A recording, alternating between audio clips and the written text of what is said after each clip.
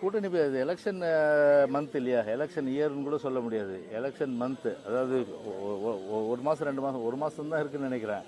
எப்போ அனௌன்ஸ் பண்ணிவிடுவாங்க எலெக்ஷன் மந்த்ன்ற போது.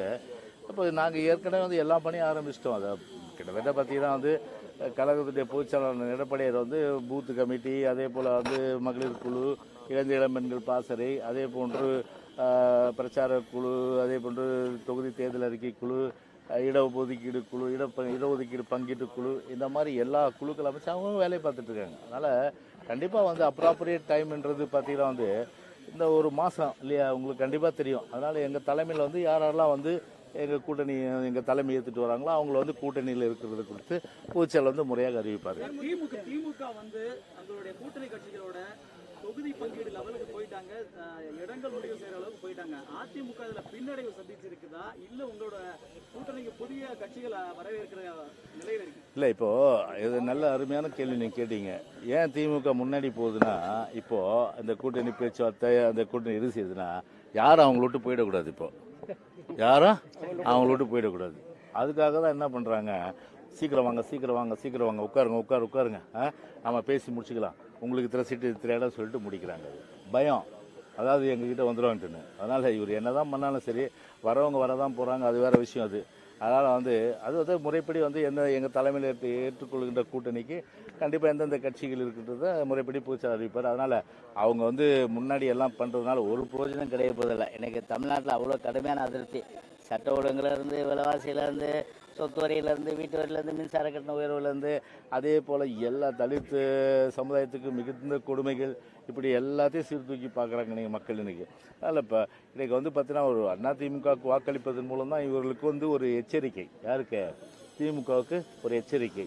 இனியாவது அவங்க திருந்த போகிறது இல்லை. எப்படின்னு பார்த்தாலும் பார்த்தீங்கன்னா 2026 நாங்கள் தான் வரப்போகிறோம், அது வேறு விஷயம். அதனால் இன்றைக்கி பார்த்தீங்கன்னா அந்த அளவுக்கு இன்றைக்கி ஊழலும் வந்து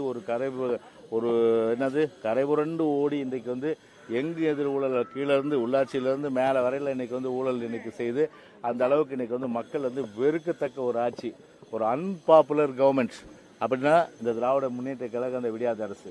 ஸோ அந்த வகையில் பார்த்தீங்கன்னா எவ்வளோ தான் வந்து குழுக்கள் போட்டு முன்னாடி போய் சீட்டல் பகிர்ந்தாலும் சரி, தேர்தலில் ஒருபோதும் அவங்க ஜெயிக்க போகிறது கிடையாது.